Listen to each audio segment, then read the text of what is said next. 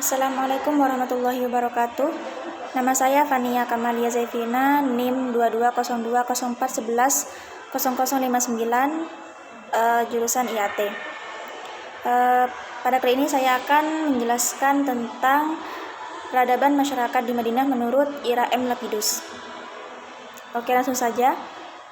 Situasi Madinah pada saat itu sangat menggembirakan. Madinah adalah sebuah oasis pertanian sebagaimana Mekah. Madinah juga dihuni oleh berbagai klan dan tidak oleh sebuah kesukuan yang tunggal. Namun berbeda dengan Makkah, Madinah merupakan perkampungan yang diributkan oleh permusuhan yang sengit dan anarkis antara kelompok kesukuan terpandang yaitu suku Aus dan Khazraj. Permusuhan yang berkepanjangan mengancam keamanan rakyat kecil dan mendukung timbulnya permasalahan eksistensi Madinah.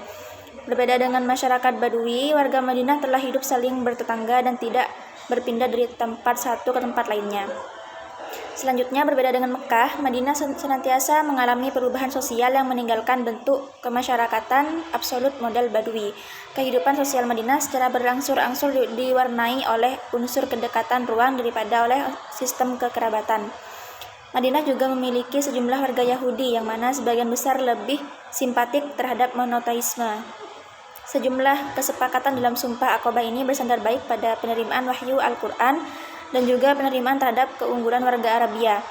Dalam sebuah masyarakat yang tidak mengenal hukum umum atau pemerintahan dan tidak mengenal otoritas yang lebih tinggi daripada individu pimpinan klan, permusuhan antar klan seringkali berpihak kepada orang-orang yang memiliki reputasi dalam visi keagamaan dan seorang yang adil, bijaksana, dan tentunya seorang yang tidak memihak untuk dijadikan sebagai arbitrator atau hakam. Disebabkan hakam tersebut tidak memiliki unsur-unsur yang menekan keputusannya, maka menjadi kebiasaan yang berlaku di kalangan mereka untuk mewawancarai pihak-pihak yang terlibat dalam persengketaan dan untuk memastikan bahwasanya pihak-pihak yang terlibat akan mematuhi keputusan yang mereka ambil sendiri. Di Madinah, Nabi Muhammad dan pengikutnya dari kalangan tuan rumah Madinah juga mencapai sebuah kesepakatan politik yang resmi. Muhammad dan pengikutnya dari kalangan Mekah membentuk sebuah kelompok politik bersama dengan klan Madinah yang dinamakan Ummah, sekalipun istilah ini diperuntukkan bagi komunitas Muslim. Muslim Mekah dan warga Madinah haruslah bertindak sebagai satu kesatuan untuk mempertahankan Nabi Muhammad dan Madinah dari pihak luar. Tidak satupun klan diperbolehkan membentuk perdamaian yang terpisah. Tidak seorang pun diperbolehkan membantu pihak Quraisy Mekah. Perjanjian ini juga menegaskan bahwa setiap perselisihan harus dimajukan kepada Nabi. Lebih dari itu, bagi Nabi Muhammad, perjanjian tersebut merupakan langkah awal untuk membentuk sebuah ikatan komunitas antara seluruh klan yang ada untuk menegakkan otoritas dan prestis dirinya, dan pada akhirnya untuk menarik kekuatan-kekuatan politik ke dalam kekuasaannya. Dengan terpecah menjadi klan-klan kecil tanpa kesatuan dan atau pemerintahan yang efektif, masyarakat Madinah merasa terancam oleh permusuhan yang berkepanjangan. Musuh-musuh Muhammad juga terbagi untuk menghambat konsolidasi kekuatannya, dan klan-klan pagan menentang keseluruhan otoritas Muhammad dan mereka yang telah memeluk Islam. Dalam konsolidasi kekuatan Muhammad, sebuah tahapan yang krusial adalah penyisihan atau eliminasi klan-klan Yahudi yang terbukti berkhianat terhadap misi Muhammad.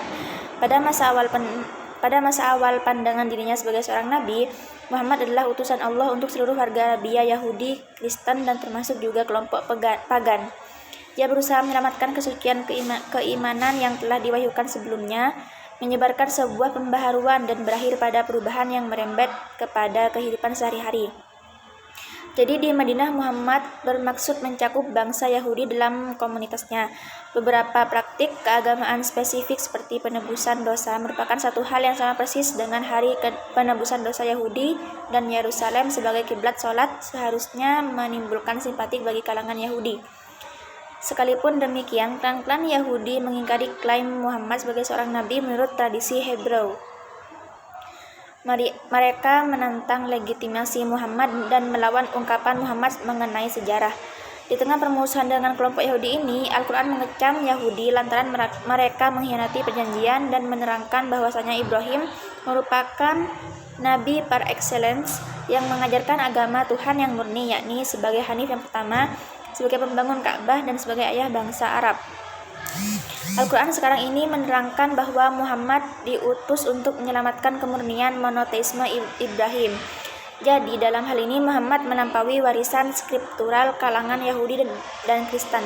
Untuk menyampaikan ajarannya, komunitas Muhammad tidak lagi mencakup kelompok Yahudi dan Kristen, melainkan sebagai sebuah agama yang khas yang mengungguli Yahudi dan Kristen. Untuk menyampaikan seruan ini, Nabi Muhammad berangkat kepada klan Yahudi yang terusir atau kepada perwakilan klan mereka di Madinah dan untuk merampas properti mereka untuk dibagikan kepada pengikutnya. Dengan kemenangan atas masyarakat pagan Madinah dan dengan menghancurkan musuh-musuhnya termasuk sejumlah klan Yahudi, maka Muhammad membentuk seluruh komunitas Madinah di bawah pemerintahannya.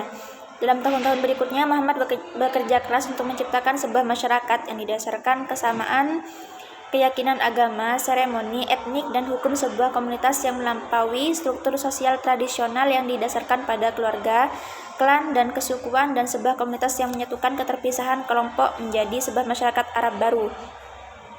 Program kerja ini berlangsung dalam beberapa tahapan.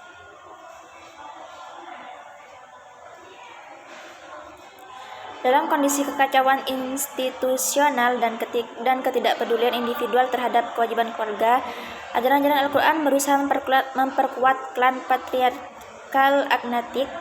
Aturan-aturan Al-Quran ini menentang perzinahan demi kelangsungan kehidupan sebuah kelompok, demi kelangsungan hereditas biologis, dan demi menciptakan ikatan perkawinan antara beberapa keluarga. Perceraian sekalipun masih relatif mudah merupakan sesuatu yang dibenci. Perkawinan poliandri diharamkan karena hal ini bertentangan dengan stabilitas keluarga patriarkal. Karena keluarga menurun melalui ahli waris laki-laki, maka Al-Quran menyediakan hukum-hukum untuk menjamin kejelasan hubungan nasab ayah. Sebagai contoh, misalnya dalam kasus perceraian, seorang perempuan tidak dapat menikah lagi selama 3 kali periode menstruasi. Lebih jauh lagi dalam konteks keluarga patriarkal, Al-Quran menyediakan pembaharuan moral dan spiritual dan memperkenalkan sebuah kebebasan baru dan keluhuran derajat kepada individu anggota keluarga. Secara lebih khusus, Al-Quran melindungi status wanita dan anak-anak, yang mana mereka tidak lagi dipandang sebagai sekadar binatang piaraan, melainkan sebagai individu dengan hak-hak dan keperluan atas dirinya sendiri. Demi kebaikan pada pihak wanita, perkawinan dipandang sebagai ikatan yang mengandung nilai-nilai spiritual dan keagamaan. Ia merupakan sebuah perikatan yang dikuatkan dengan kehendak Allah. Dalam sebuah perkawinan, wanita dipandang sebagai sebuah pribadi yang harus dihormati. Al-Quran berdalih penghormatan demi kesederhanaan dan pribadi mereka, bahwasanya mereka harus diperlakukan sebagai pribadi yang berperasaan. Al-Quran juga menganugerahkan sejumlah hak tertentu kepada wanita yang tidak pernah mereka nikmati pada Arabia pra-Islam. Sekarang wanita manapun menjalankan hak-hak kepemilikan atas nama mereka sendiri, dan hak properti mereka tidak boleh diharapkan untuk digunakan memenuhi kebutuhan keluarga. Mereka diberi hak mewarisi sampai 1/4 dari harta pusaka suaminya, dan dalam kasus perceraian mereka berhak menuntut hadiah perkawinan yang telah disepakati. Selanjutnya, Al-Quran berusaha melindungi wanita dari kegagabahan dan kesewenang-wenangan perceraian melalui dalih penundaan, perujukan, dan upaya-upaya perdamaian melalui kedua belah keluarga. Periode tunggu iddah yang mengiringi suatu perceraian juga ditujukan untuk melindungi seorang wanita untuk mendapatkan nafkah selama masa tunggu tersebut dan nafkah untuk anak yang akan dilahirkannya jika ia dalam keadaan hamil. Gagasan mengenai keluarga merupakan inti dari konsepsi Muslim tentang ummah, komunitas orang mukmin. Ideal keluarga mengukuhkan kembali konsep individualitas melalui penekanan arti pentingnya keagamaan individu sebagai makhluk Tuhan daripada sekedar objek dalam sistem masyarakat klan, dan melalui penekanan pertanggungjawaban individual terhadap hubungan moral dalam keluarga. Pandangan keagamaan memelihara etika pertanggungjawaban yang pada akhirnya mempengaruhi organisasi dan kepemimpinan kehidupan keluarga. Ajaran-ajaran Al-Quran yang sangat kontras dengan pandangan pagan mengukuhkan makna keutuhan dunia, kesatuan masyarakat, dan integritas pribadi sebagai aspek-aspek dari pandangan transendensi realitas yang tunggal.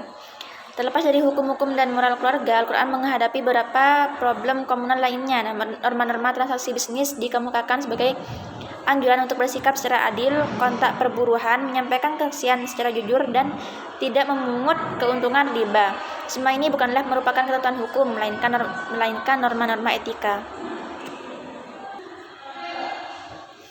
Jadi satu dimensi dari kerja Muhammad adalah untuk mengomunikasikan keyakinan bersama, norma-norma sosial yang bersifat umum dan ritual umum yang merupakan dasar komunitas yang melampaui batas-batas klan dan suku. Aspek lain dari kerja Muhammad di Madinah adalah untuk mendirikan konfederasi politis yang akan memperluas pembaharuan Muhammad sampai ke Makkah dan ke seluruh wilayah Arabia lainnya. Hal ini merupakan bagian dari ambisi keagamaan Muhammad. Bahkan ia juga merupakan kebutuhan politis. Jika Makkah menentang Muhammad, seharusnya pihak Makkah dapat menghancurkannya di Madinah. Namun, untuk menjadikan Makkah berada di bawah kekuasaannya, diperlukan juga penguasaan terhadap suku-suku di Arabia. Kekayaan dan kekuasaan orang-orang Makkah yang berasal dari operasi perdagangan bergantung pada kerjasama suku-suku di Arabia. Singkat kata, ambisi keagamaan dan logika politik perpindahan Muhammad ke Madinah, keduanya membutuhkan konfederasi Arabia sebagai kebutuhan terhadap konfederasi warga Madinah. Semenjak masa ini, Nabi Muhammad lebih leluasa daripada harus kerja keras untuk menekan pihak Makkah, sebab sasaran yang hendak dicapai bukan memerangi warga Makkah sampai mereka mati, melainkan untuk mengajak masyarakat Makkah memeluk agama Islam. Pada tahun 628, Muhammad dan sejumlah besar pengikutnya merencanakan penyelenggaraan haji ke Ka'bah di Mekah, di mana mereka bermaksud menyelenggarakan upacara haji dalam bentuknya yang telah dimodifikasi sebagai bagian dari ajaran Islam. Mereka mengerjakan hal ini untuk memperlihatkan bahwa Islam merupakan agama masyarakat Arabia dan agama yang tetap mempertahankan upacara haji, di mana masyarakat Arabia menaruh perhatian besar terhadap upacara tersebut. Sekalipun demikian, pihak Makkah merasa cemas dengan rencana Muhammad ini dan mereka menemui Muhammad pada sebuah tempat yang bernama Hudaybiyah. Dan di tempat inilah Muhammad berkenan menyetujui sebuah perjanjian yang dinamakan Perjanjian Hudaybiyah. 2 tahun berikutnya, yakni pada tahun 630, Muhammad berhasil menyempurnakan keunggulan atas kekuatan Mekah. Sebab permusuhan antara klan suku-suku Mekah dan Madinah telah membatalkan perjanjian damai tersebut. Tapi pemimpin-pemimpin Mekah menyerahkan kota Mekah. Muhammad memberikan amnesti atau pengumpulan secara massal untuk semua orang dan memberikan sejumlah hadiah kepada pimpinan Quraisy. Berhala-berhala di sekitar Ka'bah dihancurkan dan Ka'bah dinyatakan sebagai tempat suci Islam. Islam merupakan sebuah agama dan komunitas baru yang mengisyaratkan transformasi yang radikal terhadap keberadaan masyarakat Arabia yang lama. Problem sentral Arabia adalah penciptaan sejumlah penertiban dan harmoni masyarakat yang terluka oleh konflik perperangan saudara dan keceraiberaian oleh konflik nilai. Muhammad menciptakan sebuah bentuk komunitas baru yang disebut ummah, sebuah sistem komunitas persaudaraan yang mengintegrasikan individu-individu, klan, kota, dan bahkan kelompok etnik menjadi sebuah komunitas yang lebih besar, yang mana puncak loyalitas keagamaan mencakup seluruh bentuk loyalitas lainnya tanpa disertai penghapusan terhadap sejumlah loyalitas tersebut. Dan yang mana sebuah hukum baru yang bersifat umum dan otoritas politik dapat dibangun untuk mengatur segala urusan populasi sebagai sebuah keutuhan. Ummah berfungsi sebagai sebuah dasar kerjasama dalam kehidupan politik dan sosial, tetapi ia bukanlah merupakan sebuah prinsip baru, melainkan sebuah adaptasi dari konsep masyarakat Arabia tradisional. Ummah mendefinisikan kembali makna kesukuan sebagai sebuah kelompok yang mempertahankan saudaranya kepada ikatan keagamaan dan juga ikatan persaudaraan darah.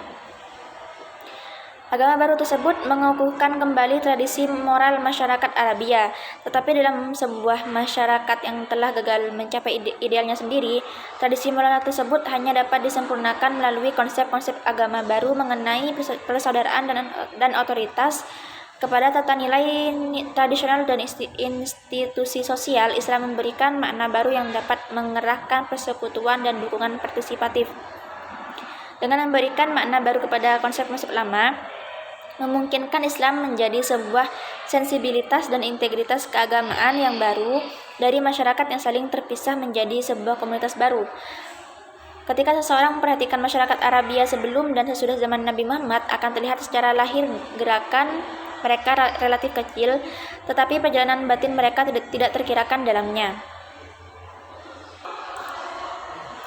Menurut ajaran-ajaran Al-Quran dan Muhammad dan menurut sunnahnya, seseorang baru menjadi muslim setelah membenarkan wahyu mengenai realitas spiritual tentang transendensi Tuhan dan mengenai kerendahan kedudukan manusia di dalam jagat raya ini. Mereka menemukan sebuah wahyu yang dengannya orang-orang mestilah hidup dalam sebuah komunitas beriman, mengabdikan diri untuk melindungi mereka yang lemah dan fakir miskin, untuk mendidik dan mengadakan perubahan sosial. Secara khusus, Islam terbukti efektif dalam penyatuan masyarakat kesukuan dan dalam hal militansi kelompok demi kepentingan komunitas keagamaan secara menyeluruh. Sampai dengan hari ini, menjadi seorang muslim mengisyaratkan sebuah perpaduan keyakinan, keagamaan personal, dan rasa keanggotaan dalam komunitas beriman. Jadi wahyu Qurani dan kepemimpinan Muhammad telah mengenalkan kepada Arabia tipe-tipe keyakinan agama yang sama dan organisasi sosiopolitik yang merupakan karakteristik Timur Tengah secara keseluruhan. Jadi pembentukan komunitas Islam di Arabia dalam sebuah wilayah marginal sampai sekarang ini tetap menegakkan sebuah tipe pemerintahan keagamaan yang sudah pernah diciptakan di bawah masyarakat Yahudi, Kristen, dan Zoroastrian di penjuru Timur Tengah.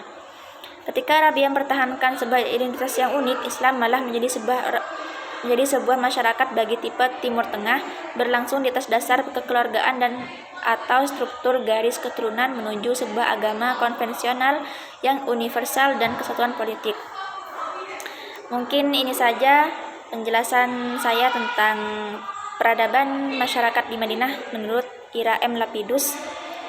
Kurang lebihnya saya mohon maaf. Wassalamualaikum warahmatullahi wabarakatuh.